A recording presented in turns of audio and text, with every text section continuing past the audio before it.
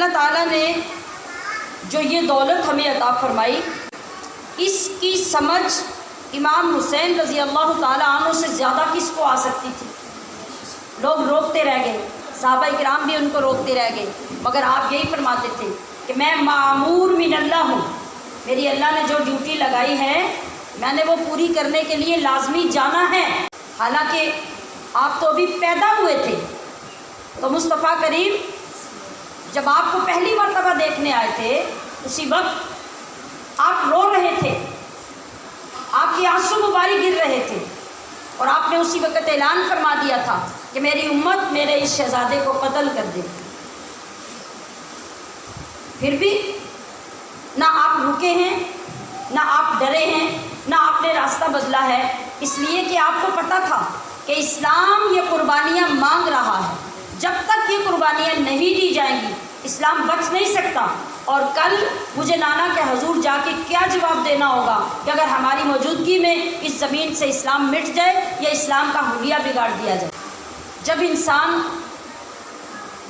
شہادت کے مرتبے پہ فائز ہوتا ہے نا، تو اللہ رب العزت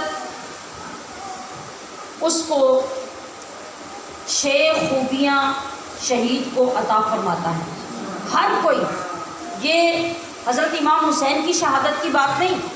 ہم جیسے گناہگار بھی اگر اس مقام پہ فائز ہو جائیں، اللہ ہمیں یہ سعادت نصیب فرما دے، تو اللہ رب العزت پھر بھی یہی وعدہ فرما رہا ہے، اس عام شہید کو بھی یہ 6 خوبیاں ملیں گی۔ کون سی؟ پہلی خوبی یہ کہ جس وقت کسی شہید کو گولی لگتی ہے یا کسی خنجر یا چھری کا وار ہوتا ہے، تلوار کا وار ہوتا ہے، اور پہلا وار لگتے ہی جب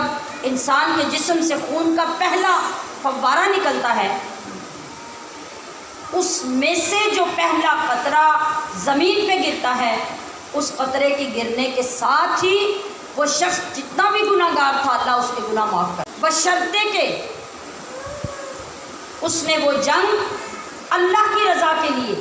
اللہ کے دین کے لیے، یا ملک و قوم کی حفاظت کے لیے اللہ کا حکم سمجھ کر اخلاص کے ساتھ لڑی ہو۔ جیسے ہی اس کی روح نکلتی ہے اسی وقت اس کو جنت کا ٹھکانہ دکھا دیا جاتا ہے۔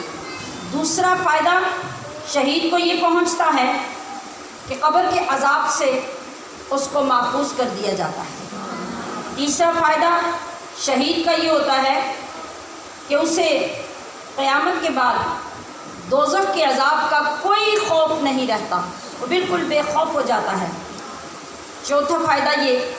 کہ اس کے سر پر عزت اور وقار کا ایسا تاج رکھا جاتا ہے جس کا بیش بہا یاقوت دنیا اور دنیا کی تمام چیزوں سے بہتر ہوتا ہے، جو یاقوت اس کے تاج کے اندر لگا ہوتا ہے۔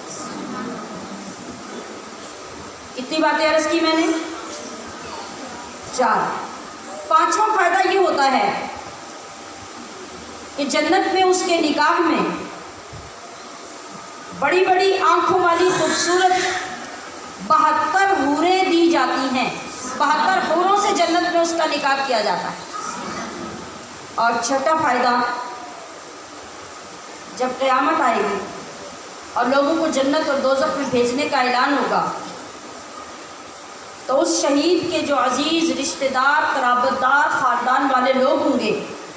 اللہ تبارک و تعالیٰ فرمائے گا کہ اس وقت تیرے پاس اتھارٹی ہے کہ تو اپنے قرابت داروں، رشتہ داروں میں سے 70 آدمیوں کا انتخاب کر لے، 70 لوگوں کے حق میں تیری شفاعت قبول کی جائے گی، انہیں جنت میں بھیج دیا جائے گا۔ نبی اکرم صلی اللہ تعالیٰ علیہ وسلم نے ارشاد فرمایا کہ جو شخص 24 گھنٹوں میں 25 مرتبہ یہ دعا پڑھ لے، اللہ پاک اس کو بھی شہادت کی موت عطا کر دے گا۔ اللہم بارک لی فی الموت وفی ما بعد الموت۔ ہم کسی کے شہید ہوتے ہوئے، کسی کی لڑائی کے وقت میں یہ دیکھتے ہیں کہ کسی آدمی کا جسم کٹ رہا ہے، ٹکڑے ہو رہا ہے، کبھی بازو کٹ رہا ہے، کبھی گردن کٹ رہی ہے، کبھی ٹانگ کٹ رہی ہے،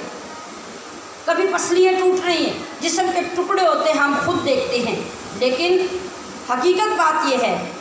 کہ میدان جنگ میں جب کوئی اس طرح شہید ہو رہا ہوتا ہے اور لڑ رہا ہوتا ہے، اس کا جسم ٹکڑے ٹکڑے ہو رہا ہوتا ہے، یہ ہم دیکھ رہے ہوتے ہیں، لیکن اللہ کے نبی فرماتے ہیں کہ وہ بندہ جو اللہ کے لیے لڑ رہا ہوتا ہے اور اپنی جان لے کر میدان جنگ میں چلا جاتا ہے، یہ سارے زخم جو اس کو لگ رہے ہوتے ہیں اس کو صرف اتنی تکلیف پہنچتی ہے جیسے چیونٹی کے کاٹنے کی تکلیف ہے۔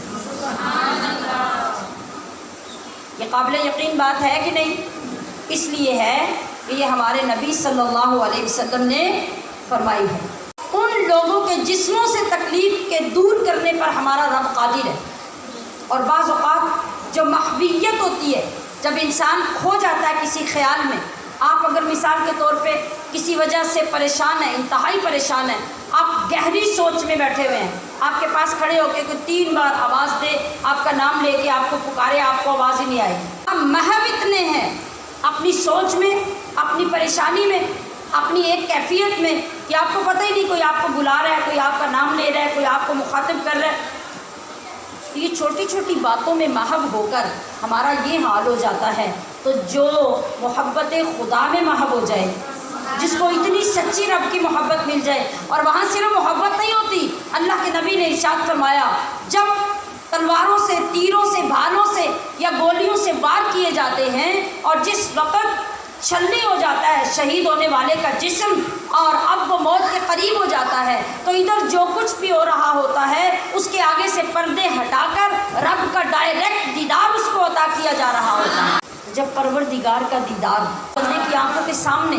لایا جائے اور اس کو چھریاں لگے یا تلواریں لگے یا گولیاں لگے، پھر اس کو کیا پرواہ ہو؟ تو یہی وجہ ہے کہ پھر شہید کو اس سے زیادہ تکلیف محسوس نہیں ہوتی۔ اللہ کرے کہ ہمارے اندر ایمان کی وہ دولت آ جائے جس سے ہمیں یہ کیفیت نصیب ہو جائے کہ ہمیں کٹنا پڑے تو کٹ جائیں، قربان ہونا پڑے تو ہو جائیں، مال قربان کرنا پڑے تو کر لیں، لیکن اللہ کی محبت میں ہمارے اندر کمی نہ آئے، تو پھر ان محبوب ہستیوں کے نقش قدم پہ ہم چل کر اس راہ کے راہی بن سکتے ہیں، پھر ہمیں کامل ایمان نصیب ہو سکتا ہے۔ اور مطلوب ہی ایسا کامل ایمان ہوتا ہے جس وقت آپ ایک فانی چیز اللہ کے حضور میں اس کی محبت میں پیش کر دیتے ہیں تو رب ذوالجلال کیا کرتا ہے؟ پھر اس کے بدلے میں آپ کو باقی چیز عطا کرتا ہے جو کبھی ختم ہونے والی نہیں، اور اس حسن کے سامنے اس ساری کائنات کا حسن ایک ذرے کی حیثیت نہیں رکھتا۔